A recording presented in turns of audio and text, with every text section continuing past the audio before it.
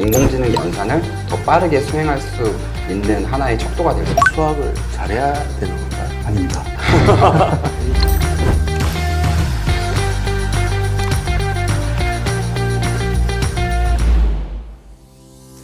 네, 여러분 안녕하세요. 첨단 기술에 대한 모든 것을 낱낱이 파헤쳐보는 테크토크. 오늘은 반도체에 관한 이야기를 나눠보고자 합니다. 요즘 뉴스에서 반도체 얘기가 안 나오는 날이 없는 것 같습니다. 그 중에서도 AI 반도체, 당연히 들어보셨을 겁니다. AI에 활용되는 반도체인지, AI가 만든 반도체인지, AI와 같은 지능을 가진 반도체인지 헷갈리시는 분들도 있을 것 같은데요. 그래서 오늘 전문가 세 분을 모시고 이야기를 나눠보겠습니다. 네, 안녕하세요. 저는 장성준 센터장이라고 합니다. 네, 저는 주로 AI 반도체 아키텍처 연구를 진행하고 있습니다. 안녕하세요. 저는 인공지능 반도체 하드웨어 설계 분야를 주로 연구하고 있는 김병수 센터장입니다. 반갑습니다. 네, 안녕하세요. 저는 인공지능 반도체를 잘 활용하기 위한 소프트웨어 기술을 연구하고 있는 최규현 책임입니다. 세 분 다 유튜브 출연이 처음이시죠?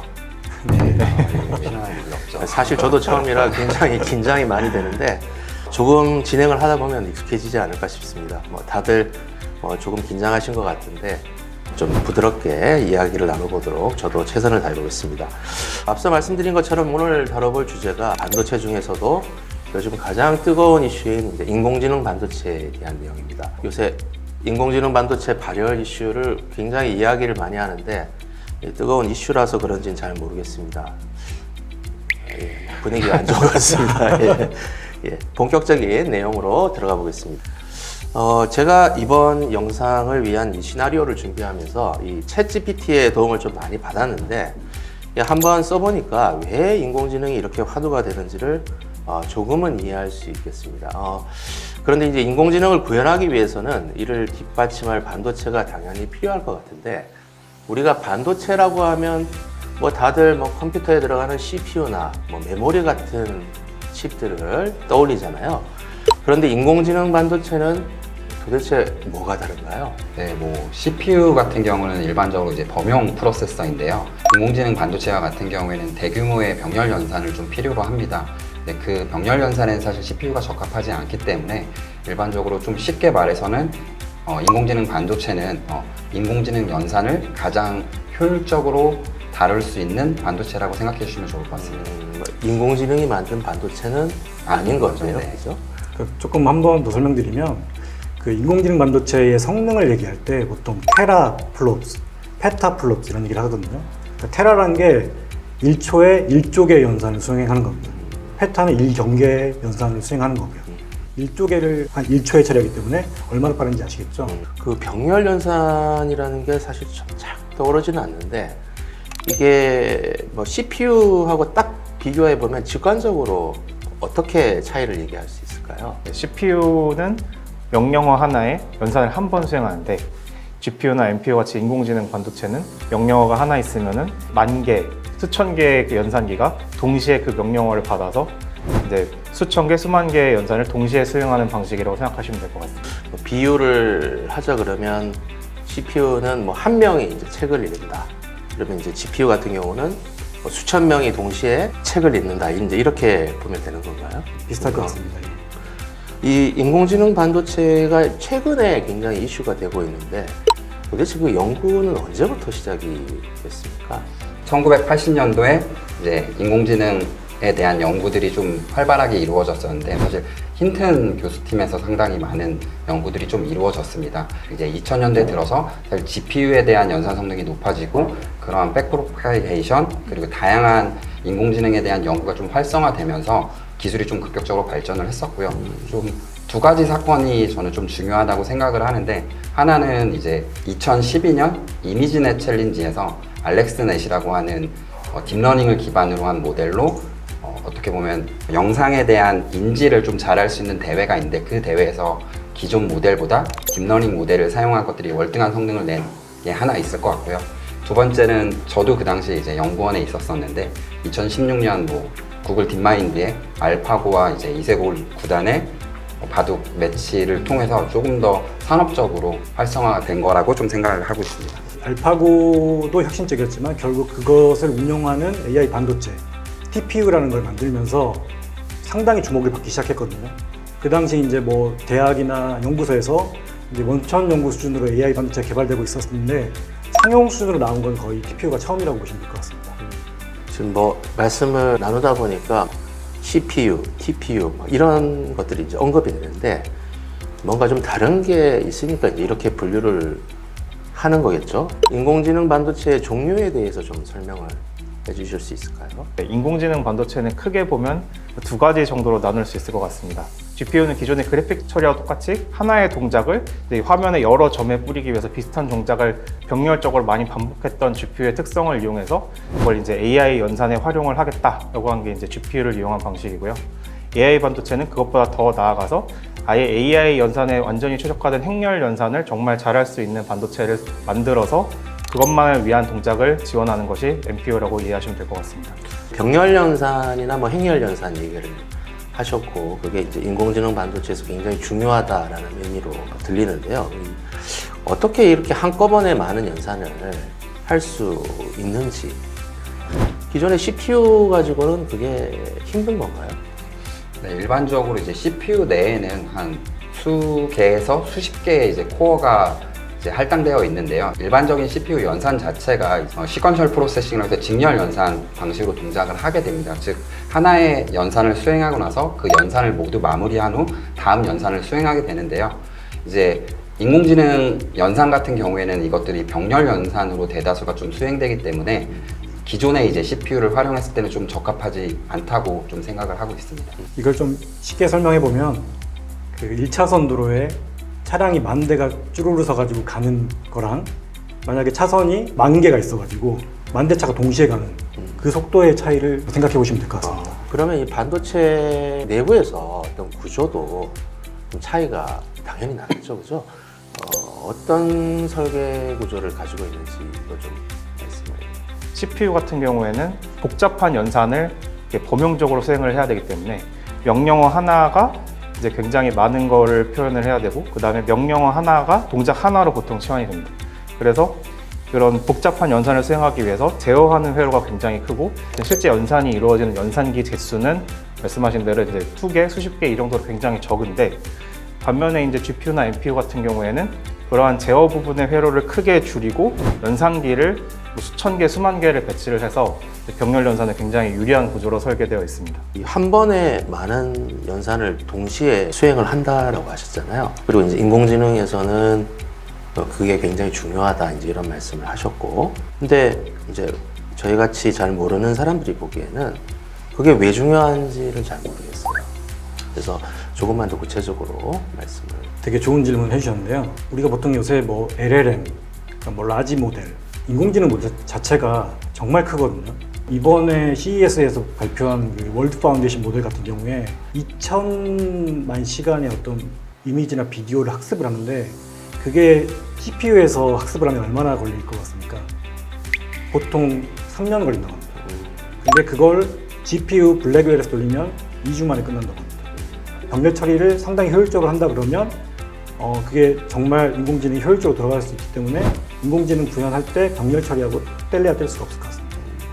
조금 전에 이제 TPU란 말을 쓰셨어요, 그죠? 제가 좀 다른 데서 찾아보니까 이제 이 T가 텐서라는 거를 의미한다고 들었는데 사실 제가 행렬까지는 들어봤는데 텐서는 사실 딥마인드 얘기가 나올 때 처음 들어본 것 같아요. 한번 좀 설명을 부탁드리겠습니다. 네, 뭐 텐서라고 하는 이렇게 용어가 좀 저희한테 익숙하지 않으니까 상당히 복잡해 보이는데요. 사실 이 텐서는 우리가 알고 있는 이제 수학 개념에서 좀 확장된 개념입니다. 일반적으로 뭐 숫자 하나하나를 뭐 스칼라라는 개념으로 좀 표현할 수 있는데요. 이 숫자들이 모이게 되면 하나의 벡터로 좀 표현이 되게 됩니다. 이 벡터들이 결국 행과 열로 모이게 되면 하나의 매트릭스, 행렬이 되게 되는데요. 그럼 결국 이게 숫자가 결국 2차원으로 좀 배열이 되어 있는 상황입니다. 이 2차원 배열에서 결국 한 단계 차원이 하나 더 해서 3차원으로 뭔가 저희의 데이터들을 표현하는 게 하나의 텐서라고 보시면 될 것 같습니다. 그러면 뭐 텐서의 예를 들면은 종이를 쌓아둔 게 텐서다. 종이는 행렬이라고 하면 뭐 어떻게 보면 이제 종이 하나가 하나의 매트릭스라고 생각을 한다면 그게 이제 두껍게 쌓여 있으면 뭐 텐서라고 봐도 무방할 것 같습니다. 이제 뭐 3차원만 텐서라고 하는 건 아니죠. 텐서가 또 모여도 또 텐서가 돼요. 네, 맞습니다. 3차원을 뭐 4차원, 5차원, 6차원으로 계속 확장할 수 있고요. 아까 종이 뭉치 얘기를 해주셨는데 그 종이 뭉치를 쌓아서 하나의 뭉치를 만들고 그걸 파일로 한다면 그 파일을 여러 개 두는 건 일단 4차원 행렬이 될 수 있겠고 그 4차원 행렬이 4차원 텐서라고 부르는 그런 개념입니다. 그러니까 뭐 예를 들면 이 흑백 이미지는 영상 내에서 포지션만 X, Y 이렇게 해서 2D인데 컬러 같은 경우에는 이제 컬러 정보가 들어가야 되니까 3채널입니다. 결국 그렇게 되면 3차원 텐서로 표현이 되는 거고 비디오까지 가면 이제 시간축이 들어오기 때문에 4차원 텐서까지. 근데 이제 텐서라는 있던 자료 구조가 이런 것들을 표현하기에 상당히 효율적으로 되어 있습니다. 그러니까 복잡한 데이터를 표현하는 방식 중에 하나다 이렇게 생각을 해도 뭐 크게 문제는 없겠네요. 네. 그러면 이제 이 인공지능에서 텐서가 왜 중요한가요? 그러면 딥러닝, AI를 돌릴 때 결국 그 네트워크를 깊게 쌓게 되는데요. 그러다 보니까 이제 저희가 딥 뉴럴 네트워크라고 표현을 하게 되는데 결국 이 레이어를 거칠 때마다 필수적으로 수행해야 되는 연산이 매트릭스 멀티플리케이션 연산을 수행해야 되고 그거 자체가 결국 어떻게 보면 저희가 텐서 연산이라고 좀 불릴 수 있는 거기 때문에 이거를 어떻게 조금 더 효율적으로 조금 더 빨리 처리하느냐에 따라서 인공지능 연산을 더 빠르게 수행할 수 있는 하나의 척도가 될 수 있습니다.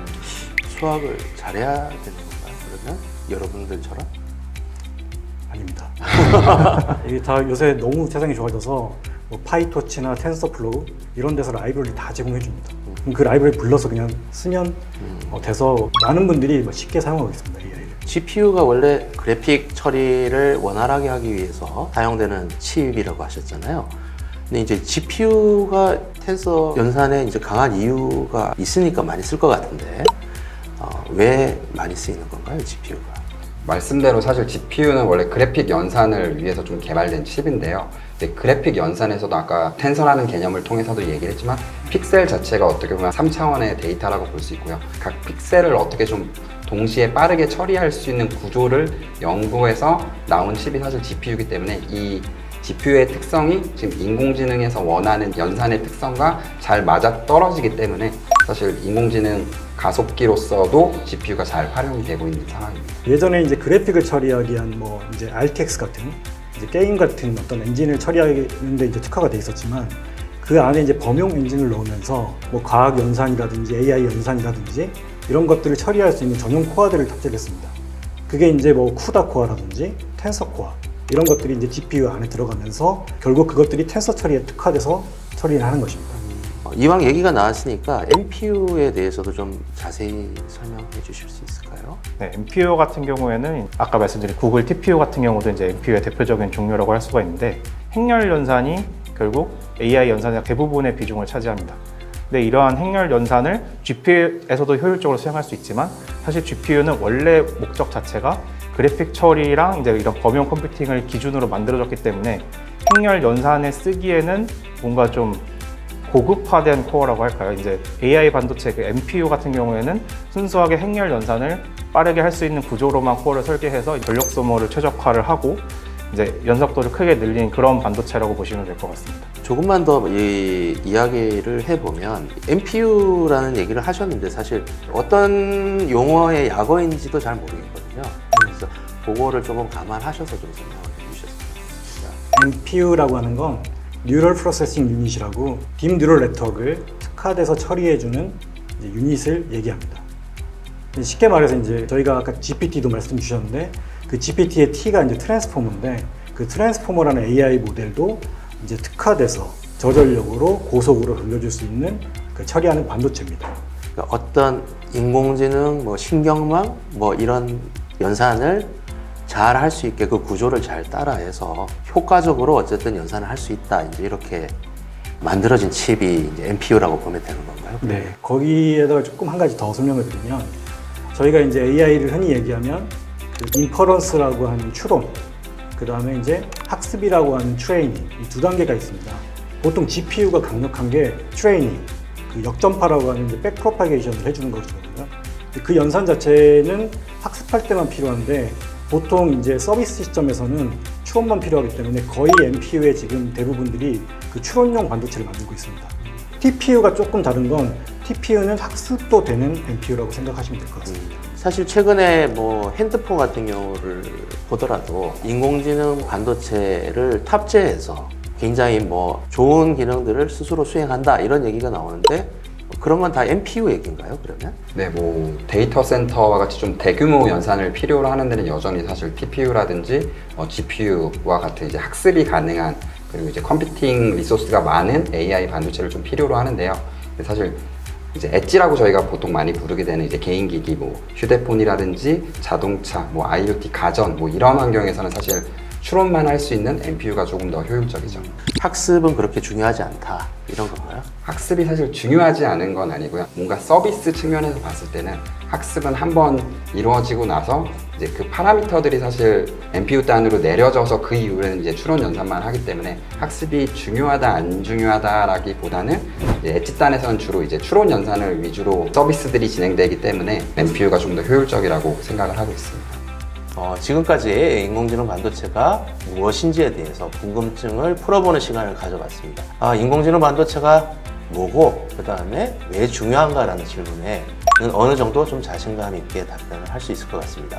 시청자분들께서도 이해하시는데 조금이라도 도움이 되었으면 하는 바람이고요. 다음 시간에는 오늘 얘기 나눴던 내용들을 바탕으로 좀 더 구체적인 내용을 나눠보는 시간을 갖도록 하겠습니다. 패널 여러분들 수고하셨습니다. 감사합니다. 감사합니다. 감사합니다.